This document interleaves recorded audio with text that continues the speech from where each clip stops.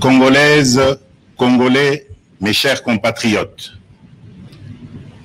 en ce jour du 23 octobre 2020, je m'adresse à vous, souverains primaires, dans un contexte exceptionnel en rapport avec la situation politique que connaît notre pays.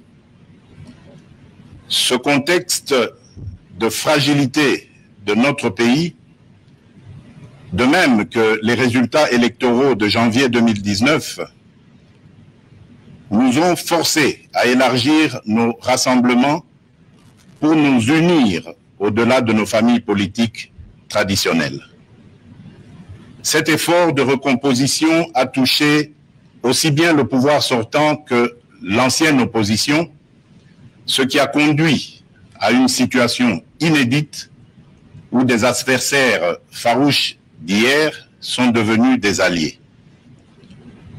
Nous avions choisi de gérer le pays au sein d'une coalition qui semblait constituer la solution idoine pour sortir le pays de ces différentes crises récurrentes et préserver ainsi les acquis de l'alternance.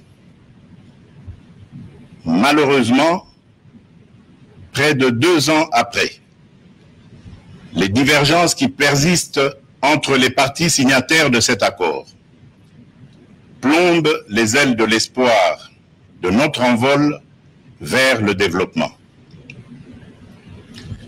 Ces divergences portent notamment sur les questions relatives à la paix et à la sécurité nationale, à la Commission électorale nationale indépendante, à l'organisation des élections, à la gestion du portefeuille de l'État, à la territoriale, à la diplomatie, à l'indépendance de la justice et à l'instauration de l'État de droit qui sont un enjeu majeur pour notre nation. L'importance de ces questions me convainc qu'elles ne doivent être laissées à la merci d'un seul groupe politique. Elles nécessitent un large consensus national. Mes chers compatriotes, la tâche que vous m'avez confiée est immense. Elle comporte dans l'urgence les objectifs ci-après. Rétablir la paix là où elle est compromise et la consolider là où elle existe, construire la démocratie, organiser des élections crédibles dans les délais constitutionnels, renforcer l'état de droit, bâtir nos infrastructures, assurer la santé à nos populations, garantir l'éducation de nos enfants, donner une perspective économique à notre jeunesse et promouvoir davantage les droits des femmes. Face à l'ampleur de ces défis, le peuple n'accordera aucun pardon à ceux qui, dans la classe politique, s'évertueront à créer ou à entretenir des entraves au progrès, animés qu'ils sont par une simple stratégie de survie politique ou de positionnement individuel, par la haine tribale, la rancœur ou par la poursuite de la prédation en toute impunité. À ce propos, je salue l'effort d'abnégation de ceux qui, dans tous les camps, se sont démarqués de ces antivaleurs.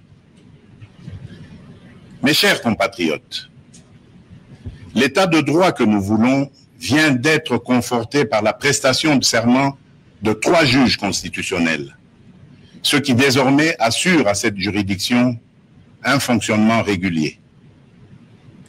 Mes chers compatriotes, la restauration de l'état de droit dans notre pays n'est pas un leurre, mais le fruit d'une volonté politique, du reste coulée dans un programme de gouvernement tel qu'adopté par le Parlement. Il demeure vrai que sa mise en œuvre énerve certains nostalgiques, habitués à l'impunité et au traitement de faveur. Ceci étant, le partage des valeurs liées à l'état de droit et à la justice constitue la condition sine qua non de tout partenariat aux actions de mon mandat.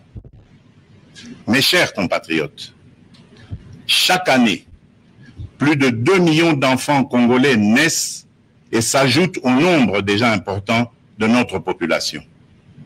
Nous sommes individuellement et collectivement responsables de leur destin. Nous ne pouvons laisser leur avenir à la merci de pesanteurs ou écueils inhérents aux pratiques politiciennes qui retardent ou affaiblissent la réalisation du programme pour lequel vous m'avez élu. En tant que chef de l'État, représentant de la nation et symbole de l'unité nationale, j'assure par mon arbitrage, en vertu de l'article 69 de la Constitution, le fonctionnement régulier des pouvoirs publics et des institutions, ainsi que la continuité de l'État. Je réitère l'engagement de mon serment de ne jamais faillir à cette mission sacrée et de ne jamais trahir le Congo. Je ne laisserai aucun engagement politique de quelque nature que ce soit primer sur mes prérogatives constitutionnelles et sur l'intérêt supérieur du peuple congolais. Je ne transigerai avec les intérêts supérieurs de la nation. Je ne céderai jamais la moindre portion de notre souveraineté nationale. Je ne ménagerai aucun effort pour préserver la paix et l'unité nationale.